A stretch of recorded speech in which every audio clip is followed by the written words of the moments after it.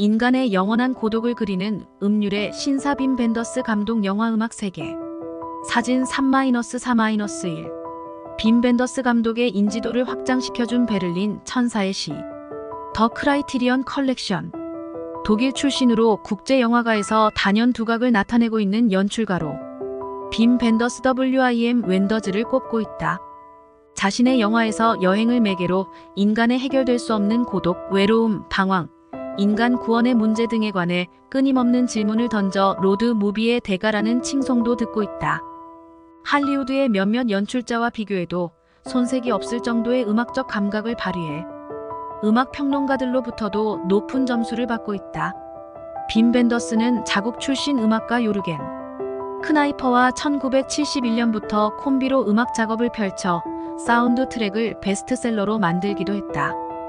음악 비평가들은 이들이 만들어내는 영화 음악에 대해 근심 걱정, 인간 관계의 소원함, 그리고 정착하지 못한 인간의 끝없는 방랑을 그리고 있다고 풀이해주고 있다.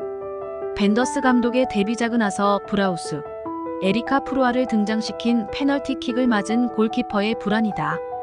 영화 전편에 걸쳐 풍자적인 이 작품에서 연출자는 중복과 부조화된 테마곡을 삽입시켜 관객들로부터 정신분열을 일으킬 정도의 충격을 받았다는 찬사와 난해하고 논리가 맞지 않는 어지러운 작품이라는 비난이 더해지는 극과 극의 반응을 불러일으킨다.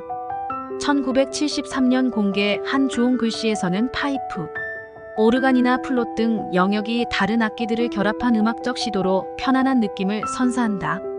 자국 비평가들의 격찬을 받은 롱 무브먼트는 여행을 통해 많은 경험을 하고 창작의 영감을 얻으려 하는 무명 작가의 이야기를 담은 작품이다.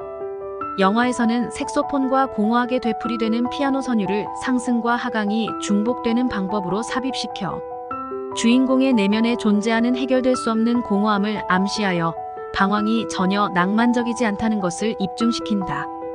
칸 영화제에서 감독상을 받았던 1987년작 베를린 천사의 시는 벤더스의 원숙한 영상, 미학이 녹아있다는 극찬을 받는다. 칸 내에서 공개될 당시 세계 각지의 비평가들로부터 벤더스는 이 영화에서 이전과는 다른 감미로움이 담긴 서정성으로 돌아가 20세기 독일 역사에 대해 의미심장한 질문을 던지면서 자기 비판적인 주제를 들려주고 있다는 평을 받는다. 미국에서 공개됐을 때는 대다수 비평가들이 베를린의 수호천사가 전후 독일 서민들의 고통을 덜어주기 위해 온갖 선의를 베풀다가 사랑을 위해 인간이 되어 속세의 인생을 시작한다는 결말은 인간과 세상을 바라보는 벤더스의 시각이 그리 낙관적인 것만은 아니라는 단적인 증거라는 해석도 덧붙였다. 베를린 천사의 시에서 사운드 트랙 작곡가 요르겐 크나이퍼는 이전 작품과는 달리 매우 인간적인 느낌의 배경음악을 만들어낸다. 즉, 천사와 같은 노래인 성악과 속세의 음악을 나타내는 현악 삼중주의 결합을 시도해 끝없는 비애와 연민을 더욱 여실히 표현한 것.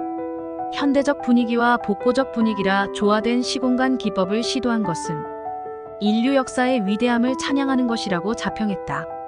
1977년작 미국인 친구는 할리우드의 전통적 흑백 영화의 특징이 융합된 작품으로 관심을 끌었다. 배경음악은 전원적인 분위기의 통기타와 하모니카 그리고 긴장된 현악의 대비로 고독과 방황을 절묘하게 그렸다. 벤더스는 프란시스 코폴라가 제작자로 참여해 시선을 끌었던 1978년작 햄머트는 1983년에 가서야 작품이 일반 공개되는 곡절을 겪었다. 베니스 영화제 작품상을 받은 1982년작 사물의 상태는 영화 촬영에 얽힌 에피소드를 다룬 이색 다큐멘터리이다.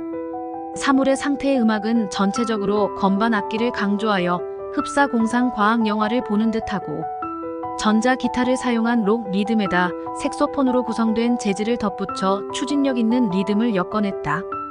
수록 곡 중 굿바이 리스본은 한 편의 영화를 만들기 위해 애쓰는 모든 영화 스태프진들에게 바치는 곡이다. 극 중에서는 포르투갈 리스본의 인적 드문 해변을 비출 때 흘러나와 음악을 듣고 있으면 무력감마저 느껴진다. 이 곡을 만든 작곡가 로렌트 페티가는 벤더스의 베를린 천사의 시에서 기이한 곡조의 서커스 단음악, 지크쿠스 뮤직, 레스 필 듀 칼바레 등을 삽입시켜 서구 음악 관계자들을 놀라게 한다. 그는 이 영화 외에도 벤더스와 호흡을 맞추어 도쿄가 노트북, 온 시티 앤 클로즈 등 2편의 영화에서 음악을 담당한다. 이들은 공교롭게도 모두 일본과 관련이 있는 영화였다. 흔히 동경과 파리는 오늘날 전 세계 패션의 유행을 선도하는 명실상부한 동서 양대 패션 도시이다. 벤더스는 자신의 절친한 친구로부터 아이디어를 얻어 패션 소재, 영화 노트북 온 시티 앤 클로즈를 만들었다고 전해진다. 음악 비평가들은 도쿄가 영화의 수록, 곡 중 아코디언과 하모니카 연주곡 파리, 도쿄와 올드 픽처 등을 가장 뛰어난 배경곡으로 추천했다. 도쿄가는 빔 벤더스가 일본의 명감독 오즈 야스지로에게 경의를 표하며 만든 세미 다큐멘터리이다. 이 영화에서 로렌트 패티가는 무려 20분 정도 되는 테마곡에서 끊임없이 쳐대는 박수 소리를 삽입하여 타악기 연주를 듣는 듯한 분위기를 조성하고 있다. 곡의 음계는 프란시스 코폴라 연출, 톰 웨이츠 음악의 원프, 럼더 하트에서 독특한 팀파니 아르페지오, 아르페지오는 피아노나 하프를 연주할 때 화음을 분산시켜 낮은 음에서 시작해 높은 음까지 연속적으로 연주하는 연주 기법 중의 하나이다. 이런 기법을 시도하는 스타일에서 영감을 받고 곡조를 만들었다고 알려진다. 한편 노트북 에서의 음악은 거친 목소리의 변성기 소년이 코이치 하마나카가 취입해서 널리 알린 엔가 풍 노래 폴인 미드에어와 마키토 하야시의 시야, 노 코모도 이치바 등 일본 노래를 부르는 것으로 시작된다. 자기적인 느낌이 배제된 노래는 상영 당시 관객들로부터 매혹적인 노래라는 호평을 들었다. 곡의 창법은 서양식이지만 동양적이기도 하고 어느 면에서는 서양적이기도 한 전자합성, 음악의 반주를 곁들인 전곡의 변화가 매우 아름다워 영화음악 애호가들의 사랑을 받았다. 이 노래 외에 작곡자 로렌트 패티간이 만든 수록 곡들은 현대 도시의 고독과 억압, 부조리 등을 일본 음악에 담아 아주 특이한 공간감을 표현했다는 격찬을 받는다. 1990년대 들어 세계 각국에서는 세기말을 맞는 예술계의 입장과 발전, 방향 등을 주제로 활발한 토론이 펼쳐지기 시작한다. 이러한 들뜬 분위기 속에서 벤더스는 거의 15년 동안 구상했다는 독일, 프랑스, 호주 합작 영화 이 세상 끝까지를 1991년 공개한다. 윌리엄 허트 주연의 이 작품은 장님도 사물을 볼 수 있는 기구를 발명, 하는 임무를 부여받은 밀사가 지구촌 각지를 순례한다는 로드무비. 제작 당시 기점에서 다가올 1999년 배경으로 한 이 작품은 상영 시간이 무려 5시간에 달해 감각적이고 자극적인 공상, 과학 영화에 익숙한 미국 관객들로부터 영화를 관람한다는 것이 차라리 고통이었다는 볼멘 소리를 들어야 했다. 하지만 유럽 관객들이나 예술 영화 애호가들은 벤더스의 이전 작품인 베를린 천사의 시, 파리, 텍사스, 미국인 친구 등으로 이미 그만의 독특한 영상 세계에 익숙해 있었기 때문에 이 작품에 대해 새롭고 광범위한 의식이 충만된 미래 영화라고 극찬하는데 주저하지 않았다. 영화는 신용 조회 시스템, 노트북, 도로 정보, 집약 컴퓨터 시스템 등 최신 장비들이 대다수 사람들의 감각을 마비시키고 정신을 잃어버리게 한다는 내용으로 과학자가 전자기술을 이용하여 맹인, 여기서 맹인은 내재적 영상만을 갖고 있는 이를 지칭한다. 맹인에게는 외부 세상의 모습을 볼 수 있게 하고 정상인 내면 세계를 볼 수 있는, 눈을 점차 잃어가는 들은 마음속 영상인 꿈을 볼 수 있게 하는 실험을 내용으로 진행된다. 극의 결론은 맹인과 정상인이 그토록 간절히 갈망했던 새로운 세계를 보게 됐을 때 자신을 어떤 방식으로 대할 것인가? 라는 철학적 질문을 던지면서 마무리되고 있다. 이 세상 끝까지의 음반은 미국 시장에서 발매되자 마자 음반 시장의 각종 인기 차트에서 기대 이상의 성적을 거두었다. 수록 곡 중 대중적인 호응을 가장 많이 받은 곡은 미국 그룹 토킹 헤즈 그룹의 섹스 앤 바이올린즈이다. 그룹의 리더 데이비드 반은 마지막 황제 공동 작곡자로 참여해 국내에서도 익히 알려진 음악가이다.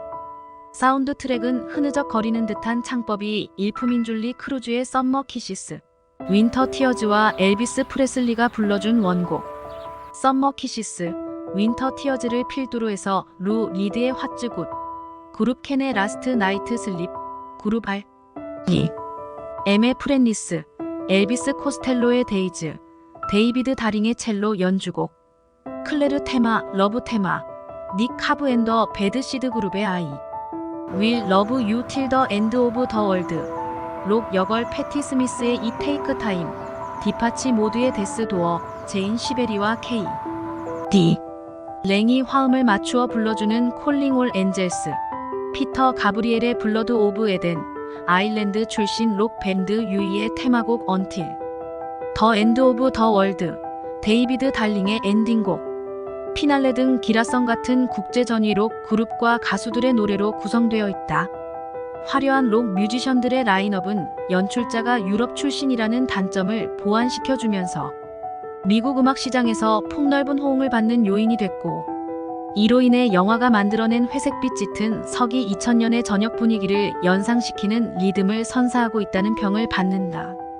서구 음악 비평가들은 이 세상 끝까지의 사운드 트랙에 대해 1950년대 할리우드식 낭만을 가진 내용의 1960년대 히피의 정석, 1970년대 록 음악의 숭배와 1980년대 주류 음악의 새로운 면모가 함께 어우러지면서 1990년대 음악의 종합적 시도를 추구해 근래 음악적 변천사를 총정리한 뜻 있는 음반으로 자리매김해 주었다.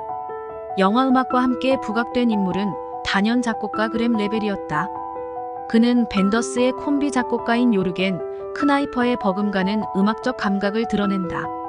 애초 벤더스는 레벨이 호주 출신이라는 점을 특별히 눈여겨보았다고 한다. 후반에 보여지는 호주에서의 생활과 그 경치 묘사에 있어서 그램 레벨은 기대 이상의 능력을 발휘한다. 일반 음악 애호가들은 레벨의 과거 경력에 상당한 호기심을 나타냈다. 레벨은 1980년대 유럽 음악계에서 가장 주목을 받았던 그룹 SPK가 해체되기 몇 년 전 멤버로 참여하면서 프로음악계에서 본격적인 활동을 한 것으로 전해지고 있다. SPK 악단은 상업성을 추구하는 여타 음악인들에 대한 혐오를 드러내면서 거친 무대 매너와 반항적인 가사로 한때 악명을 떨친 그룹이었다. 이런 경력을 갖고 있는 그램 레벨이 이 세상 끝까지의 사운드 트랙 작업을 진두지휘하면서 자신의 음악 성향을 10분 발산해서 기존 질서에 타협하지 못하는 반항적 색채를 농후하게 담았던 것이다. 단지 레벨이 SPK 그룹에서 시도했던 포악함은 데이비드 달링의 첼로 연주로 어느 정도 완화돼 영화가 추구하는 음울한 분위기를 표현하게 됐다는 평가를 들었다. 이를 염두에 두고 영화를 다시 감상해 본다면 관객들은 영화에서 비행기가 호주 대평원을 날아가는 장면에서 호주 민속음악이 왜 사용됐는지를 이해할 수 있을 것이다. 배경음악 가수들 가운데 빠뜨릴 수 없는 1호. 데이비드 린치 감독의 1992년작 트윈 픽스에서 신들린 듯한 목소리를 들려주었던 줄리 크루즈를 꼽을 수 있다. 그녀는 자신의 특징적인 음색을 앞세워 엘비스 프레슬리의 추억의 팝송 썸머, 키시스, 윈터 티어즈의 퇴폐적인 분위기를 가미해 리바이벌시켜 대중적인 호응을 가장 많이 받아낸다. 이 세상 끝까지에서 빔 벤더스는 오랜 콤비인 요르겐 크나이퍼 대신 그램 레벨이 작곡한 전자 합성 현악곡을 사용해 음악 애호가들의 마음을 사로잡은 것이다. 음악 비평가들은 비록 44초에 불과했지만 전원적인 분위기의 일본 피리 소리와 첼로 소리, 여기에 어우러지는 호주 토착민의 허밍이 곁들여진 테마곡은 세상이 온갖 재난으로 가득하더라도 인간 세상의 정은 아직 남아있다는 느낌을 주기에 충분했다는 극찬을 보낸다. 음악적 관점에서 빔 벤더스의 영상 세계를 다시 한번 되새겨보자면 베를린 천사의 시에서부터 인간의 내면을 파헤치는 음악적 시도를 하고 있다. 벤더스는 이 작품에서 록 음악에 대한 깊은 열정을 드러내고 있다. 일반적으로 그의 작품 배경음악은 요르겐 크나이퍼가 주도하고 있는 것으로 알려졌지만 사실 벤더스도 음악 선정 작업에 가장 적극적으로 참여하고 있는 몇 안 되는 연출자로 손꼽힌다. 나이드, 케어 앤 솔루션을 추종하는 유럽 악단인 투세도문화 미니멀, 콤파토 등은 벤더스의 추천으로 유럽 음악계에서 활발한 활동을 하고 있는 대표적 음악인들이다. 벤더스는 인간미를 잃지 않으면서도 첨단 과학, 영화 언어를 시도해 인간 영혼의 무형의 가치와 사랑이 충만한 작품을 선보이고 있다는 총평을 듣고 있다. 1989년 밀란 레코드에서는 벤더스 감독의 1971년부터 1987년까지 총 6편의 영화 음악의 정수를 모은 편집, 음반 빔 벤더스의 로드 뮤직 세계를 발매해 그의 음악 세계를 한눈에 알 수 있는 대표적 음반으로 추천되고 있다.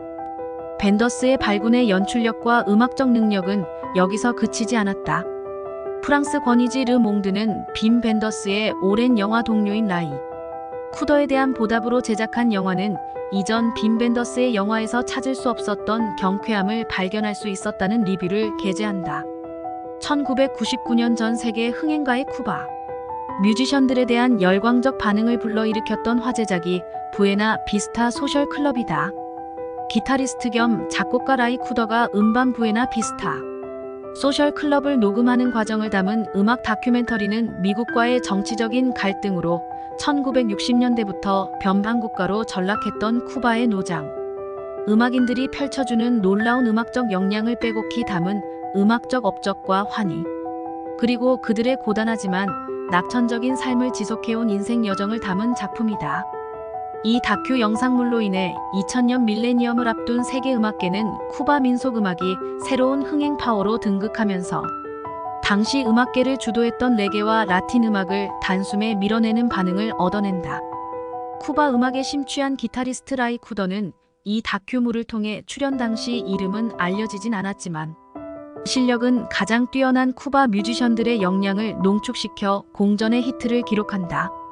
얼터너티브 음악 잡지 스피는 이례적으로 사운드 트랙을 1990년대 명반에 포함시키는 환대를 보낸다. 흥행 덕분에 이브라힘 페레, 피아니스트 루벤 곤잘레즈, 유일한 여성 보컬 오마르 포르투온도 등은 신보를 발표하는 등 노익장을 발휘한다. 오마르 포르투온도는 단번에 유명세를 얻어 국내에도 2차례 내한 공연을 갖는 등 성원을 받아낸다. 사운드 트랙에서는 찬찬을 비롯해 오마르 포르투온도의 창법이 돋보인 베인테 아노스, 콜 포터의 명곡을 리바이벌시킨 비긴 더 비긴 테마곡, 부에나 비스타 소셜 클럽, 파우스티노 오라마스가 곡을 만든 칸델라, 오스발도 파레스가 노랫말을 쓴 라틴 명곡, 키사스 등이 음악 애호가들의 환대를 얻어냈다. 벤더스는 스테판 제임스 테일러가 작곡을 맡고 클린트 이스트우드, 마틴 스콜세즈 등이 합류한 블루스 음악 장르의 태동과 발전을 담은 TV 음악 다큐 시리즈 블루스, 실존 뮤지션인 티본 버넷, 닉 케이브, 쉬메키아 코플랜드 이들, 아이체리 등을 출연시킨 음악 다큐 소울 오브 어맨, 뮤지컬 스타 피나 바우치를 출연시킨 뮤지컬 피나 등을 통해 필름과 음악과의 조화를 시도하는 영상 작업을 지속해 나가고 있다. 감독의 최신 작업은 로마 교황이 전 세계인들에게 전달하는 희망의 연설, 메시지를 다큐멘터리로 담은 2018년작 교황 프란시스이다.